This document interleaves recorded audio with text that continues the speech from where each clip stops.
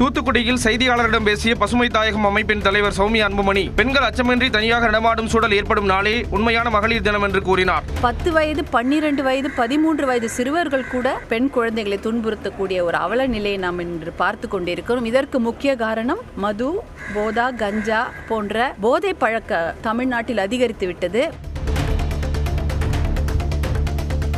வேலூர் மாவட்டம் காட்பாடி அருகே முன்னாள் முதலமைச்சர் எம்ஜிஆருக்கு 3 கோடி ரூபாய் செலவில் கோயில் கட்டப்பட்டு குடமுழுக்கு செய்யப்பட்டுள்ளது. கரசமங்கலத்தில் கட்டப்பட்ட கோயிலில் கடந்த 2 நாட்களாக யாகசாலை பூஜைகள், விக்னேஸ்வர பூஜை, வாஸ்து சாந்தி மற்றும் கணபதி ஹோமம் உள்ளிட்ட நிகழ்ச்சிகள் நடைபெற்றன. இதைத் தொடர்ந்து நடைபெற்ற குடமுழுக்கு விழாவில் சென்னை முன்னாள் மேயர் சைதை துரைசாமி மற்றும் எம்ஜிஆர் ரசிகர்கள், அதிமுக நிர்வாகிகள் பங்கேற்றனர். கரூர் மாவட்டம் நரசிங்கபுரத்தில் கட்டி முடிக்கப்பட்ட மேல்நிலை நீர்த்தேக்க தொட்டி 2 ஆண்டுகளாக பயன்பாட்டிற்கு வராததை கண்டித்து பொதுமக்கள் நூதன போராட்டத்தில் ஈடுபட்டனர். கேக் வெட்டிய பொதுமக்கள் காலிக்குடங்களை வைத்து கும்மியடித்து நூதன கண்டனத்தை பதிவு செய்தனர். கிருஷ்ணாபுரம் ஒன்றியத்தை கண்டிக்கின்றோம்.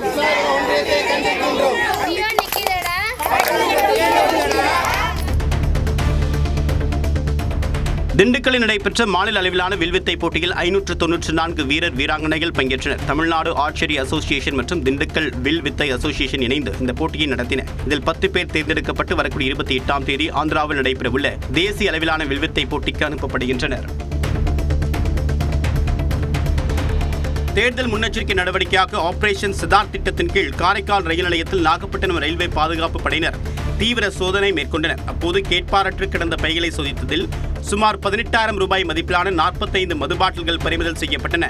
பறிமுதல் செய்யப்பட்ட மதுபானங்கள் விசாரணைக்காக நாகை அலுவலகத்திற்கு கொண்டு செல்லப்பட்டன. சிதம்பரத்தில் கஞ்சா போதையில் முதியவர் மற்றும் பொதுமக்களை தாக்கிய 5 சிறார் உட்பட 6 பேர் கைது செய்யப்பட்டனர். சனிக்கிழமை இரவு இருசக்கர வாகனத்தில் வந்த 6 பேர் சாலையில் நின்றவர்களை சரமாரியாக தாக்கினர். இதுகுறித்து காவல் நிலையத்தில் புகார் அளிக்கப்பட்ட நிலையில் சிசிடிவி காட்சிகள் அடிப்படையில் விசாரணை நடைபெற்றது. அதன் அடிப்படையில் 19 வயதான அரவிந்தன் மற்றும் 17 வயதுடைய 5 சிறார்கள் கைது செய்யப்பட்டனர். கேரளாவிலிருந்து குமரி மாவட்டத்திற்கு இறைச்சி மற்றும் உணவக கழிவுகளை கொண்டு வந்த வாகனத்தை வருவாய்த்துறை அதிகாரிகள் பறிமுதல் செய்தனர். மலையோர பகுதிகளில் அனுமதியின்றி செயல்படும் பன்றிப் பண்ணைகளுக்கு கேரளாவிலிருந்து இறைச்சி கழிவுகள் கொண்டுவரப்படுவதாக கூறப்படுகிறது. இந்நிலையில் கடையாலுமூடு பகுதியில் சோதனையில் ஈடுபட்ட வருவாய்த்துறையினர் கேரளாவிலிருந்து இறைச்சி கழிவுகளை கொண்டு வந்த வாகனத்தை வழிமறித்தனர். அப்போது ஓட்டுநர் தப்பி ஓடிய நிலையில் வாகனத்தை மட்டும் பறிமுதல் செய்து பேரூராட்சி நிர்வாகத்தினரிடம் ஒப்படைத்தனர். ராமநாதபுரம் அக்ரஹார தெருவில் உள்ள ஜவுளிக்கடை ஒன்றில் வருமான வரித்துறை அதிகாரிகள் என்று கூறி புகுந்த மர்ம நபர்கள் 6 லட்சம் ரூபாய் பணத்தை கொள்ளையடித்து சென்றுள்ளனர். ரம்ஜான் பண்டிகைக்காக வைக்கப்பட்டிருந்த பணத்தை கைப்பற்றிய அந்த கும்பல் உரிமையாளரை அலுவலகத்திற்கு வருமாறு கூறிவிட்டு தப்பியது. சிசிடிவி கேமராக்களில் எண்ணெய் போன்ற திரவத்தை பூசி அடையாளங்களை மறைத்திருப்பதால் கடையின் ரகசியங்களை அறிந்த நபர்களின் உதவியுடன் இந்த கொலை நடைபெற்று இருக்கலாம் என்ற சந்தேகத்தில் காவல்துறையினர் விசாரணை மேற்கொண்டு வருகின்றனர்.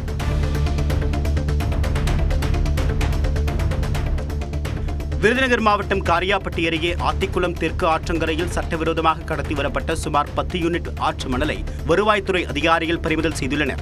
2 இடங்களில் தலா 5 யூனிட் மணல் குவியல்கள் கொட்டப்பட்டிருப்பதாக கிடைத்த ரகசிய தகவலின் அடிப்படையில் அதிகாரிகள் இந்த சோதனையை மேற்கொண்டனர். மணல் திருட்டில் ஈடுபட்டவர்கள் அதிகாரிகளுக்கு பயந்து மணலை கொட்டிச் சென்றார்களா அல்லது வேறு ஏதேனும் காரணமா என்பது குறித்து வருவாய்த்துறையினர் விசாரணை மேற்கொண்டு வருகின்றனர். ஈரோடு மாவட்டம் கோபிச்செட்டிப்பாளையத்தில் மகளிர் தினத்தை முன்னிட்டு பிங்க் மரத்தான் நடத்தப்பட்டது. 3 கிலோமீட்டர், 4 கிலோமீட்டர், 8 கிலோமீட்டர் என 3 பிரிவுகளில் போட்டி நடத்தி ரொக்க பரிசு தரப்பட்டது.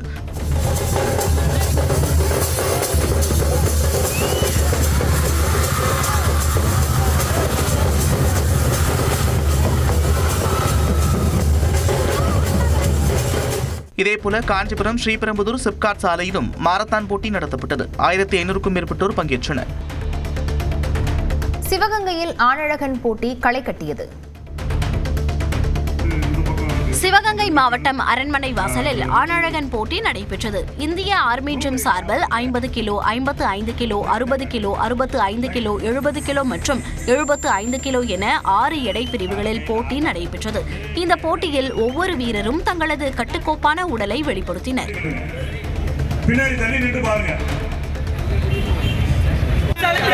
Relax.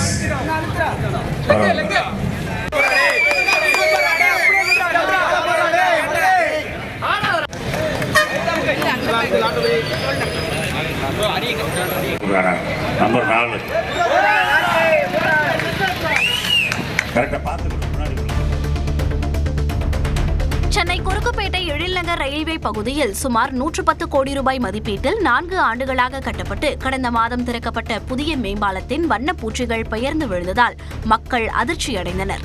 பாலத்தின் கீழ்ப்பகுதியிலிருந்து சிமெண்ட் மற்றும் வண்ணப்பூச்சிகள் திடீரென பெயர்ந்து விழுவதால் அவ்வழியாக செல்லும் வாகன ஓட்டிகள் மற்றும் பொதுமக்கள் அச்சமடைந்துள்ளனர்.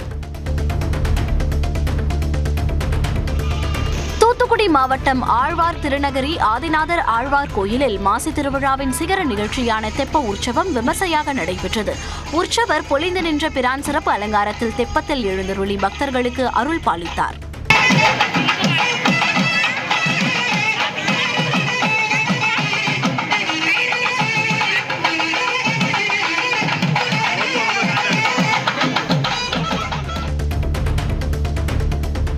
நெல்லை மாவட்ட ஆட்சியர் அலுவலகம் எதிரே 3 கோடி ரூபாய் மதிப்பீட்டில் அமைக்கப்பட்டு வரும் தாமிரபரணி பார்வை மாட பூங்காவில் திடீர் தீ விபத்து ஏற்பட்டது. பூங்காவை அழகுபடுத்தும் நோக்கில் சாலையோரங்களிலிருந்து அகற்றப்பட்டு இங்கு மறுநடவு செய்யப்பட்ட ஒரு பழமையான மரம் திடீரென தீப்பற்றி எரிந்தது.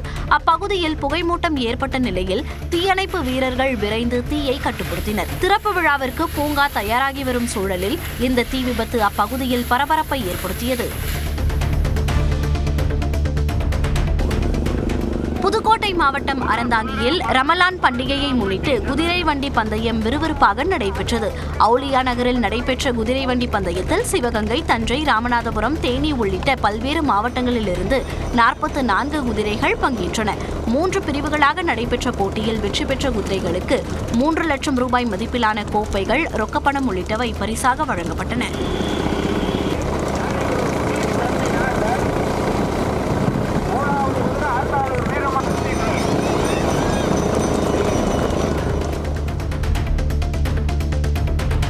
கோவை மாவட்டம் வடவள்ளி ஆரம்ப சுகாதார நிலையத்தை திமுக நிர்வாகி தனது வீடாக மாற்றியதாக புகார் எழுந்துள்ளது.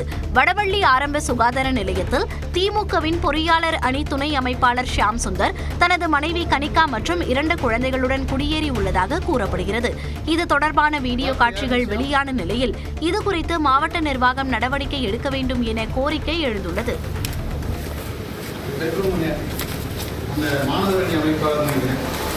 திமுகவின் மாணவரணி அமைப்பாளரோட பெட்ரூம், இது கிச்சன்.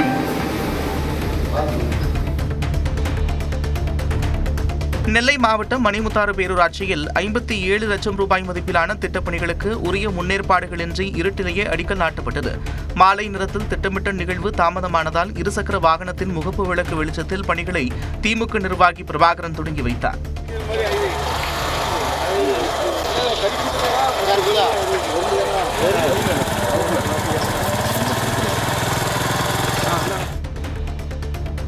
தேர்தல் நெருங்கியுள்ள சூழலில் இந்தோ திபெத் எல்லை பாதுகாப்பு படையினர் தமிழ்நாடு வந்துள்ளனர்.